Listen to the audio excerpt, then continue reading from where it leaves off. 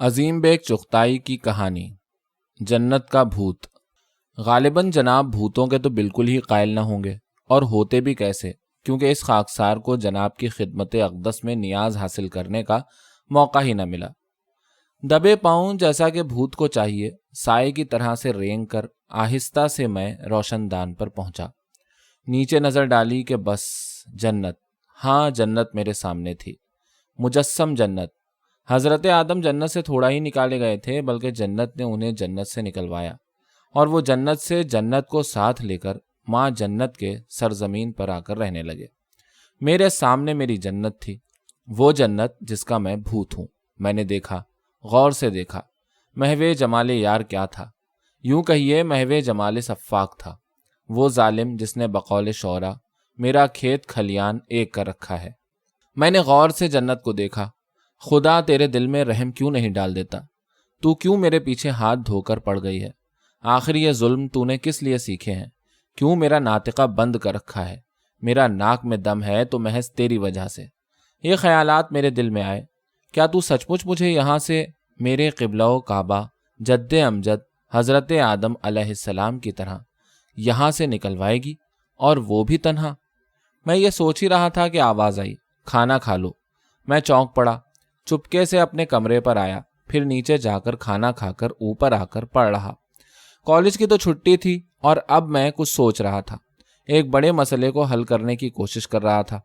وہ یہ کہ میں حسن و عشق کے اس پہلو پر غور کر رہا تھا جس کو ہمارے شعراء نے ضرورت سے زیادہ واضح اور روشن کیا ہے، یعنی محبوب کی ستم آرائیوں کے سلسلے میں نہایت ہی تیز خنجروں کا استعمال ہونا، مولی کی طرح سے عاشق کی گردن اڑا دینا، تیر مارنا، برچھی مارنا، جلاد کی طرح مقتل میں عاشق کا خون کرنا وغیرہ۔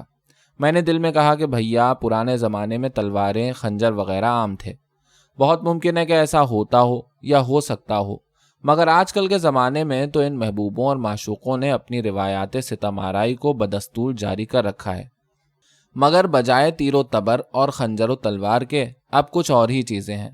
اگر ایمان کی پوچھتے ہیں تو آج کل کے زمانے میں تو بس ایک خواب کیا دیکھتا ہوں کہ محل میں سے لیلا جھانک رہی ہے اور مجنو کو ایک پھکنی دکھا کر ٹکڑے اڑا دینے کو کہتی ہے۔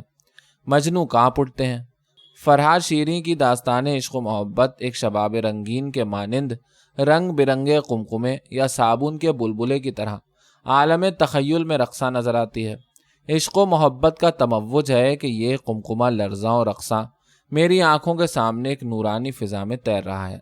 ذرا سے تموج سے اس فضائے نورانی میں ایک جنبش سی ہوتی ہے، اور یہ قمقمہ گھوم گھوم کر مختلف نقوش میرے سامنے پیش کر رہا ہے۔ ان نقوش کے نشان ایک دم سے چمک اٹھتے ہیں، اور میں دیکھتا ہوں کہ فرحاد کھڑا ہے اور اس کے سینے میں عشق و محبت کا تلاطم نہیں بلکہ طوفان بند ہے۔ محبت کا دیوتا اس کے سینے میں بادل کی طرح گڑگڑا رہا ہے۔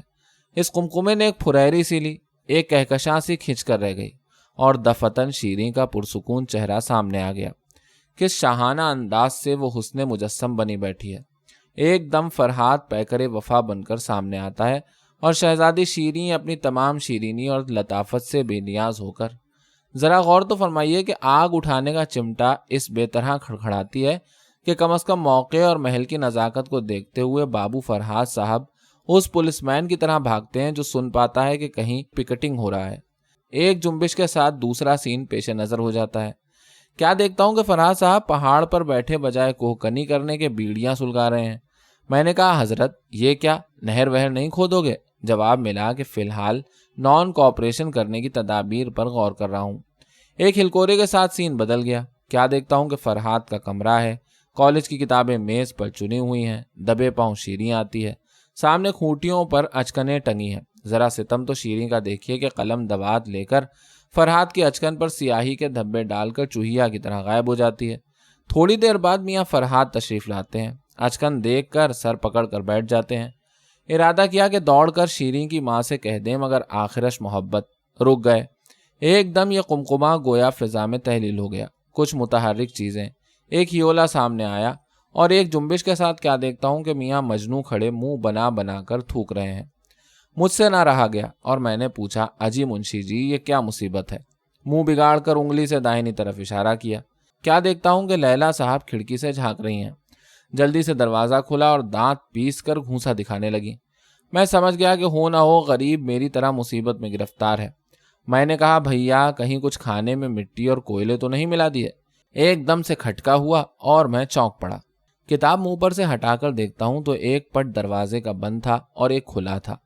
اس پر پھر آہستہ سے کسی نے دستک دی اور ساتھ ہی ایک نہایت ہی خوبصورت اور نازک ہاتھ نمودار ہوا جس میں ایک رقعہ تھا۔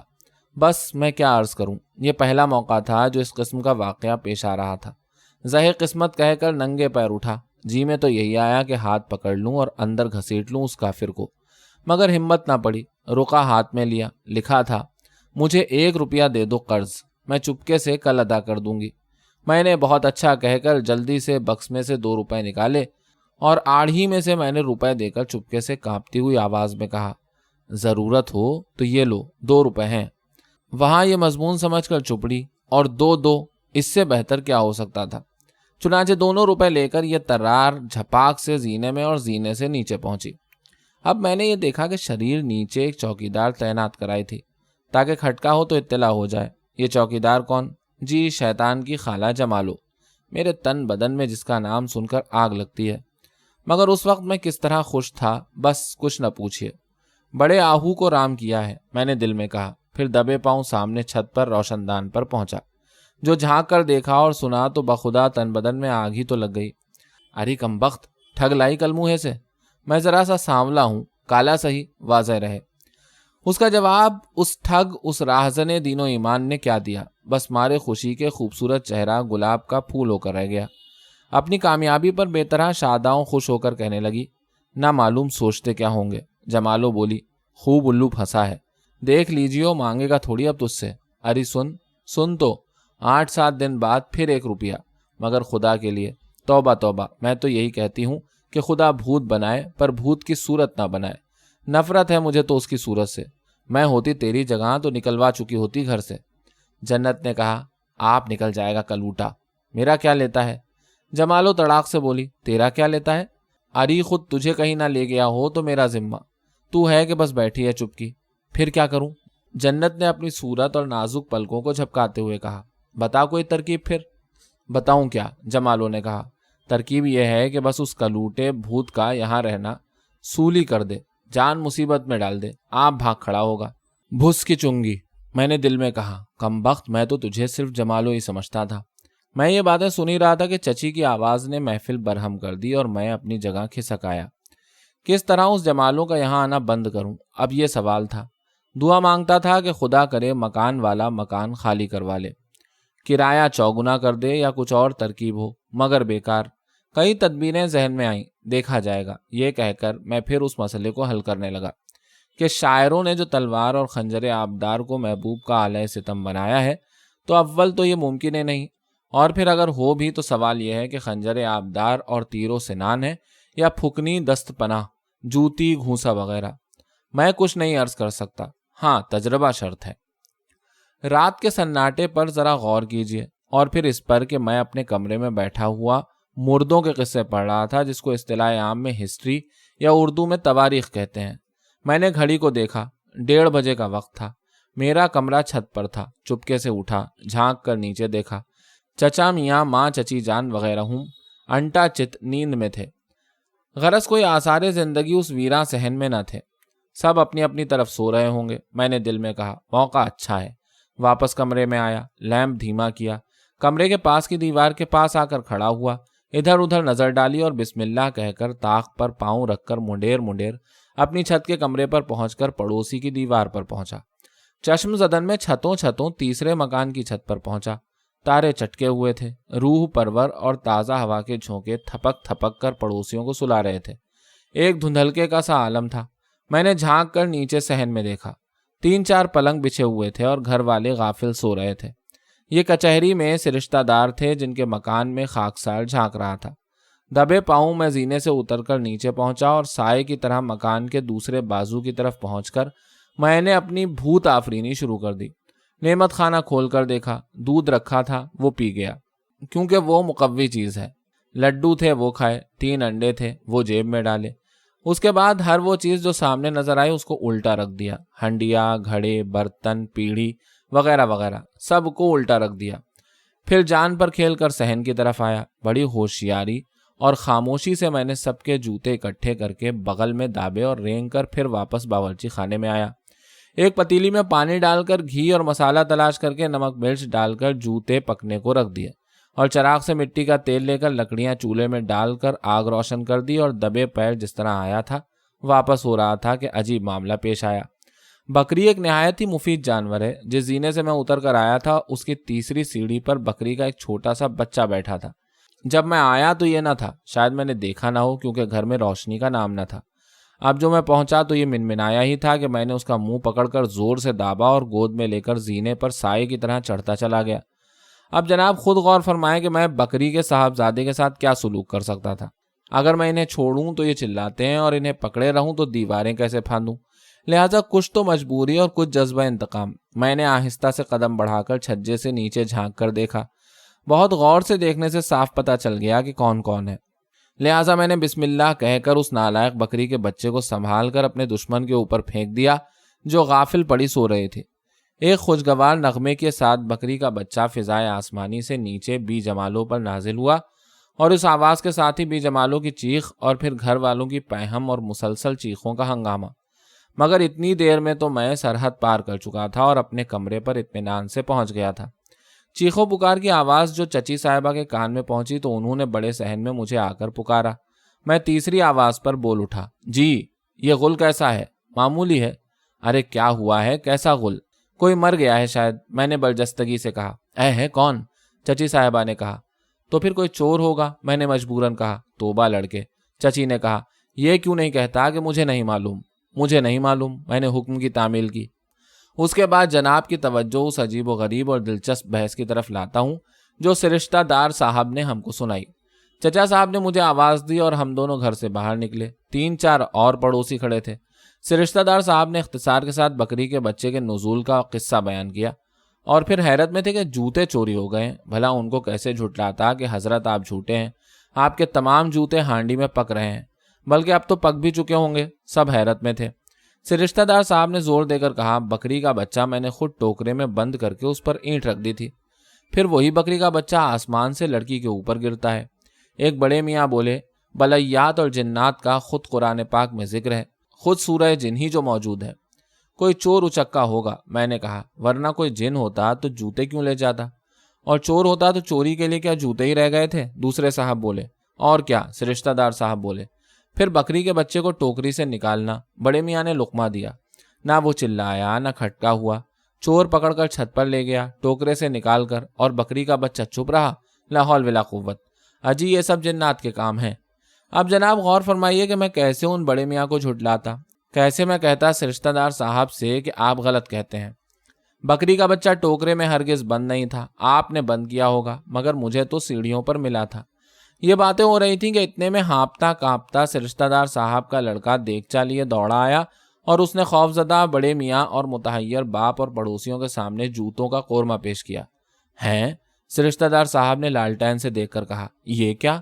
سب نے ایک دوسرے کی طرف متحیر ہو کر دیکھا اور پھر دیگچے کو دیکھا اور پھر ایک دوسرے کے منہ کو تکا اور پھر بیٹھ کر دیگچے کا معائنہ ہونے لگا۔ ارے مرچیں بھی ہیں، ہلدی بھی۔ ہلدی نہیں، کچھ اور ہے۔ گھور کر میں نے تیقن سے کہا، ہلدی ہے صاحب، کیونکہ میں نے خود اپنے ہاتھ سے ڈالی تھی۔ ارے گھی بھی معلوم ہوتا ہے، دیکھو گھی کافی ڈالا ہے، میں نے اپنی کارروائی پر خوش ہو کر کہا۔ اب اس قورمے کی آمد سے بالکل ہی نیا باب بحث کھل گیا۔ اچکا ہوگا، بدماش ہے، مسخرہ ہے کوئی۔ اجی جنات ہیں۔ سو میں جنات، شرط رہی، یہ تھا کون؟ یہ کیا معاملہ ہے؟ گھر چھوڑ دینا چاہیے، پولیس میں رپورٹ درج ہو جانا چاہیے، پڑھی ہوئی کیلیں گھر میں ٹھوک دو، وغیرہ وغیرہ۔ غرض اسی طرح کی باتیں ہوئیں اور یہ طے نہ ہو سکا کہ بھوت تھا یا آدمی۔ گھر چھوڑ دینا چاہیے، بڑے میاں نے زور دے کر کہا، ورنہ پھر حافظ جی سے کیلیں لے لو، وہ صحن میں گاڑ دو۔ کیلوں سے بھلا کیا ہوتا ہے؟ میں نے دبی زبان سے کہا۔ میں چاہتا تھا کہ بی جمالوں کے ابا گھر چھوڑ دیں۔ کیسے نہیں ہوتا؟ بڑے میاں نے کہا۔ میں نے جلدی سے کہا، میرا مطلب یہ ہے کہ گھر بدلنا زیادہ ٹھیک ہے۔ چچا صاحب نے کہا، لا حول ولا قوت، گھر نہیں چھوڑنا چاہیے۔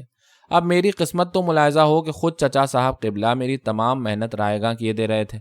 بھلا میں ان سے کیسے کہہ دیتا کہ بھوتوں کا برن ہم نے لیا یار کی خاطر۔ میری تلخ اور خاموش زندگی دوسرے طالب علموں کی طرح نہ تو پرکیف تھی اور نہ دلچسپ۔ کالج کا جانا اور وہاں سے سیدھے واپس آ کر اپنے کمرے میں پہنچ جانا، وہاں بند رہنا تا وقتے کے دوسرے روز کالج کا وقت نہ آ جائے۔ میری خاموش زندگی کے لیے یہ ایک زبردست اور ضروری موقع تھا جو میں نے یہ بھوت آفرینی کر لی، ورنہ گھر تو دوزخ تھا۔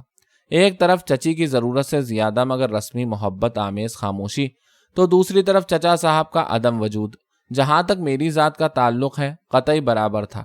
اس پر ترا یہ کہ بی جنت کی ستم آرائیاں، میں مرچیں بالکل نہیں کھاتا، مگر بی جنت کا فرض ہے کہ میری رکابی میں بچھو ہوں۔ مجھے دال میں کنکر تکلیف دیتے ہیں، لہٰذا بی جنت کا فرض ٹھہرا کہ تھوڑے سے سنگریزے میری رکابی میں اوپر سے ڈالے جائیں۔ مجھے کرکری روٹی سے نفرت ہے، لہٰذا 2 پیڑوں میں خشکی کے بجائے راکھ ملائی جائے گی اور وہی روٹیاں میرے سامنے آئیں گی۔ یہ بی جنت ہیں کون؟ اجی حضرت، مجھ بدصورت اور کالے کلوٹے کی خوبصورت اور چندے آفتاب اور چندے مہتاب منگیترا یا منصوبہ، میرے والد صاحب کے چچا زاد بھائی یعنی میرے چچا کی چہیتی اور نازوں کی پالی بیٹی، جن کے ٹکڑوں پر میری یتیمی نے مجھ کو لا ڈالا۔ پھر انٹرنس میں یونیورسٹی بھر میں اول آنے کی وجہ سے چچا کی محبت کا دریا جوش میں آ کر بھتیجے کی پرورش کا باعث بنا۔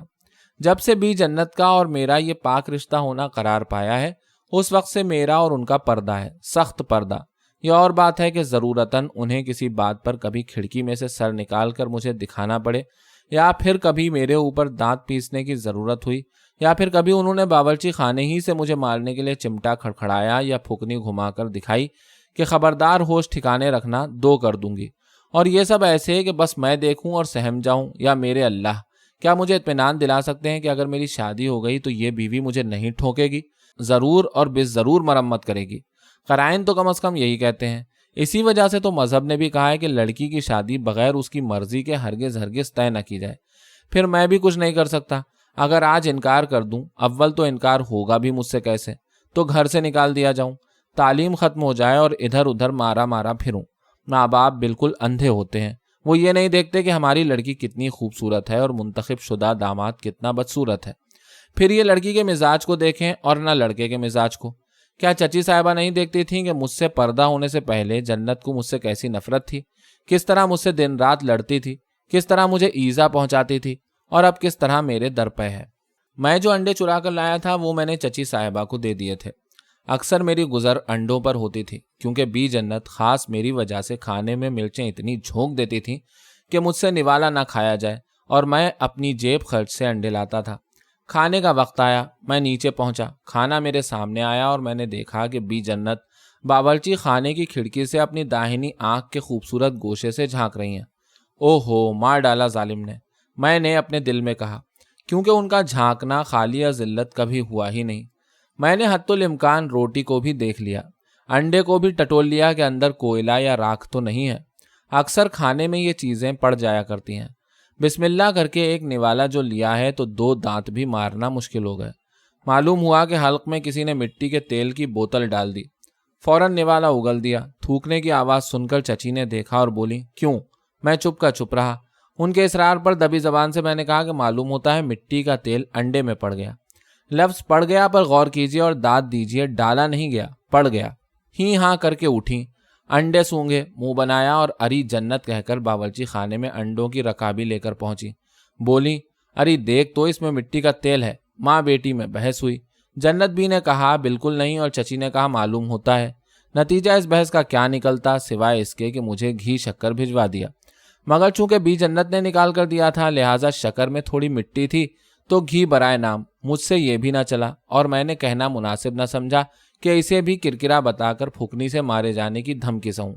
روکھی سوکھی کھا کر اپنے کمرے پر چلا آیا۔ کالج کی چھٹی تھی اور میں اپنے کمرے میں ہی پڑا رہا۔ دوپہر کے وقت میں نے سونے کی ٹھانی۔ چچا کچہری جا چکے تھے اور چچی اپنی طرف سو رہی تھی۔ میں نے کھڑکی کے کھٹکے کی آواز سنی، شیطان کی خالہ آ رہی ہے۔ میں نے دل ہی دل میں کہا۔ اپنی چارپائی سے اٹھا، جھانک کر چپکے سے میں نے دیکھا کہ پڑوسن کی کھڑکی سے صاحبزادی صاحبہ نکلی۔ بی جنت نے ان کا استقبال کیا اور دونوں اپنے کمرے میں دوڑی چلی گئیں۔ ان کا نام میں نے جمالو رکھا تھا، اور تھیں بھی یہ جمالوں کی طرح بھس میں چنگی ڈالنے والی۔ میری آدھی نہیں بلکہ ساری آفت کا سامان یہی تھی، خوب جنت کو بھڑکاتی۔ میں نے بھی دل میں سوچ رکھا تھا کہ ٹھہر جا، اب کہ تیری ایسی خبر لی ہو کہ تو بھی یاد ہی کرے۔ اب کہ پھینکا تیرے اوپر بکری کا بچہ، اور اب کے موقع لگا تو بکری پھینکوں گا۔ میں نے دیکھا کہ دونوں اپنے کمرے میں گئیں تو میں چپکے سے رینگ کر روشن دان پر پہنچا۔ جھانک کر میں نے دیکھا اور پھر کان لگا کر سننے لگا۔ جمالو نے بڑی طوالت اور مبالغے کے ساتھ رات کے بھوت یا چور کے آنے کی داستان سنائی، جوتوں کے قورمے کا ذکر کیا، دودھ کی چوری کا ذکر کیا اور پھر لڈو اور پھر 3 انڈوں کا۔ 3 انڈے؟ جنت نے اپنے خوبصورت چہرے پر شک و شبے کے آثار پیدا کرتے ہوئے کہا۔ بہن 3 انڈے تو ہمارا بھوت بھی لایا تھا۔ پھر؟ اے بہن پھر کیا؟ میں نے آج اسے مٹی کے تیل میں تل کر انڈے کھلائے۔ نہیں سچ مچ؟ جمالو نے کہا۔ اس پر جنت بھی مارے خوشی کے اور ہنسی کے پھول کر رہ گئیں۔ اپنی شرارت پر خوش ہو کر قسمیں کھا کر اپنی سہیلی کی گردن میں ہاتھ ڈال کر مارے ہنسی کے لوٹ پوٹ ہو گئیں۔ پھر وہ دلچسپ تفصیل سنائی کہ کس طرح میں نے منہ میں نوالا رکھ کر منہ بنایا ہے اور تھوکا ہے۔ پھر شکر میں کرکراہٹ ملانے کا ذکر سنایا۔ پھر بولی 3 انڈے لایا تھا، ایسے بڑے بڑے، ہاتھ سے 2 گنا بتا کر۔ میں نے 2 انڈوں میں آٹا ملا کر تیل ڈال کر اس کو بھیج دیے اور 1 رکھ لیا۔ بہت بڑے بڑے انڈے تھے؟ ایسے تھے بالکل تمہارے یہاں جیسے۔ تمہارے یہاں سے بھی 3 ہی انڈے چوری گئے؟ ارے بہن کہیں یہی نہ لایا ہو، شیطان ہے پورا۔ کل شام تک تو انڈے تھے نہیں اور آج صبح ایک دم سے کہاں سے آ گئے؟ ورنہ جب انڈے لاتا ہے نیچے ہی دے جاتا ہے۔ بہن جمالو بولی ذرا لاؤ تو انڈا، میرا ہوگا تو میں لاکھ میں پہچان لوں گی۔ جنت بھی دوڑی گئیں اور انڈا اٹھا لائیں۔ جمالو نے انڈا دیکھا، ایک دم سے کچھ گھبرا کر بولی ارے بہن یہ تو میری مرغی کا ہے، لاکھ میں اسے پہچان لوں گی۔ ادھر میں گھبرایا کہ ان چھوکریوں نے چوری پکڑ لی۔ خوب اچھی طرح دیکھ بھال کر دونوں نے رائے زنی کی مگر سمجھ میں نہ آیا۔ پھر باتیں کرنے لگیں۔ جمالو کہہ رہی تھی میں ہوتی تیری جگہ تو اسے نکلوا کر مانتی۔ جنت بھی کہہ رہی تھی کہ ایسا ہی ہوگا۔ اتنے میں دونوں ایک دم سے چونک پڑیں۔ گلی کے کنارے کی کھڑکی پر کسی نے ہاتھ مارا۔ جمالو بولی اے لو وہ آ گیا، دام مانگے گا۔ جنت بھی نے کہا چپ ہو رہو، جھک مار کر چلا جائے گا۔ جمالو بولی واہ اس وقت جی چاہ رہا ہے اور کھائیں گے۔ یہ کہہ کر دونوں اٹھیں۔ میں نے روشن دان چھوڑ کر دیوار پر سے جھانک کر دیکھا تو کیا دیکھتا ہوں کہ دہی بڑے چٹنی والا کھڑا کھڑکی میں باتیں کر رہا ہے۔ او ہو، میں نے کہا یہ جمالو کا چٹور پن ہے، قرض لے لے کر چپکے سے دونوں کھاتی ہیں۔ دہی بڑے والا محلے کا بوڑھا آدمی تھا، کوئی حرج نہیں، مگر یہ چٹور پن؟ مگر وہ انکار کر رہا تھا کہ میں اور نہیں دوں گا جب تک کہ پچھلے دام ادا نہ ہو جائیں گے۔ نہ معلوم جنت اور جمالو کیا جواب دے رہی تھی۔ میں سوچنے لگا کہ اگر بیوی میری چٹوری ہوگی تو مصیبت ہو جائے گی، اس کا تو تدارک کرنا چاہیے۔ آپ ایسے موقع پر ہوتے تو کیا کرتے؟ میری دانست میں ضرور اپنی زوجہ متعلقہ کے چٹور پن کے خلاف بسلسلہ حفظ ما تقدم عملی جہاد کرتے، یعنی ایک پتھر بڑا سا تاک کر اس دہی بڑے والے کے سر پر دیتے۔ میں نے دہی بڑے والے پر رحم کیا، لیکن ہاں منڈیر پر اچھی طرح بایاں ہاتھ جما کر ایک بڑا سا پتھر لے کر تاک کر دیا دہی بڑوں کی ہانڈی پر کہ بھڑاک سے پھوٹی، اور قبل اس کے کہ دہی بڑے والا معلوم کر سکے کہ یہ بلائے آسمانی کس طرف سے نازل ہوئی، بندہ اپنے کمرے میں چارپائی پر سوتا بن گیا۔ مجھے نہیں معلوم پھر کیا ہوا، لیکن ہاں تھوڑی ہی دیر بعد زینے کے آخری حصے پر ایک سر نمودار ہوا، پھر بھی جنت کی خوبصورت پیشانی چمکی، اور اس کے بعد مجھے نہایت احتیاط سے ایک آنکھ دیکھ کر بہت جلد وہ واپس لوٹ گئیں۔ دوسرے روز جو میں کالج سے آیا تو کیا دیکھتا ہوں کہ میرے فاؤنٹین قلم کا نب بالکل ٹوٹا ہوا ہے، جیسے پختہ زمین پر اس کو نب کی طرف سے مار کر دوہرا کر دیا گیا ہو۔ میرے اچھے چمکدار جوتے کی نوک پر کھلچنی کے نشان ہیں۔ سب سے اچھی اچکن پر سیاہی کی افشاں چھڑکی ہوئی ہے، اور میز پر رکھے ہوئے ایک کاغذ پر بھدی سی تصویر بنی ہوئی ہے۔ اس کے نیچے لکھا ہوا ہے کہ خدا بھوت بنائے پر بھوت کی صورت نہ بنائے۔ میں لاکھ بدصورت سہی، مگر اس تصویر سے اور مجھ سے بھلا کیا نسبت؟ یہ میری تصویر بنائی گئی تھی، جی ہاں میری تصویر تھی۔ پھر اس کے نیچے جو فقرہ تھا وہ بھی نیا نہ تھا، خدا بھوت بنائے پر بھوت کی صورت نہ بنائے۔ یہ وہ فقرہ تھا جو جنت کو جمالو نے سکھایا تھا، اور رشتہ قرار پانے سے پیشتر وہ چچی کے سامنے بھی 2-1 مرتبہ میری خدمت میں ارشاد کر چکی تھیں۔ اس زمانے میں جبکہ ان کے بچپن کا اختتام تھا اور مجھ سے لڑنے جھگڑنے کا شباب تھا، یعنی کچھ ہی دن ہوئے، اکثر یہی تصویر دیوار پر نمایاں کی جا چکی تھی۔ یہ کارروائی جمالو کی تھی۔ میں نے اس نامعقول تصویر کو پھاڑ ڈالا، مگر مجھے جمالو پر غصہ آ رہا تھا۔ اب پیمانہ صبر لبریز ہو چکا تھا، ضبط کی انتہا ہو چکی تھی۔ آدمی آخر کو آدمی ہی ہے، کوئی فرشتہ تو نہیں۔ چنانچہ میں نے بھی دانت پیس کر کہا ٹھہر جاری جمالو، نہ تیری خبر لی ہو بری طرح کی یاد ہی کرے۔ تیرے ساتھ وہ کروں گا جو کرنا چاہیے، تجھ سے میں بدلہ لوں گا بدلہ۔ لیکن میرے ارادہ انتقام کو استواری حاصل نہ ہوئی، کچھ تدبیر بھی بننا آئی۔ بالآخر یہ ہوا کہ میں نے اس معاملے میں اپنے پروفیسر صاحب سے مشورہ لیا، جو شہر اجمیر محلہ دھان منڈی کے رہنے والے تھے۔ انہیں میں نے قصہ سنایا، بہت غور کے ساتھ انہوں نے سنا، پھر بولے تم بھوت ہو نا؟ میں نے کہا جی۔ انہوں نے کہا اور چپٹ گئے ہو کسی کے؟ میں نے کہا جی ہاں۔ وہ کہنے لگے اور کوئی دوسرا تمہیں چھڑا رہا ہے اس سے جس سے تم لپٹے ہو؟ میں نے کہا جی ہاں۔ وہ بولے تو پھر بڑی آسان ترکیب ہے۔ میں نے کہا وہ کیا؟ کہنے لگے تم چھڑانے والے کو لپٹ جاؤ۔ کیوں جناب؟ اگر کوئی کالا بھوت آپ کے کسی عزیز دوست کو لپٹ جائے تو آپ کیا کریں گے؟ یہی کوشش کریں گے نا کہ اپنے دوست کی مدد کریں اور اسے نجات دلائیں۔ لیکن اس جد و جہد اور چپقلش میں وہ نالائق بھوت آپ کے دوست کو چھوڑ کر خود آپ کو لپٹ جائے تو ایسی صورت میں آپ کیا کریں گے؟ غالباً یہی کہ اپنی جان بچانے کے لیے بھوت کو پھر اسی دوست کے سر لپٹا کر خود سر پر پیر رکھ کر بھاگیں گے بری طرح۔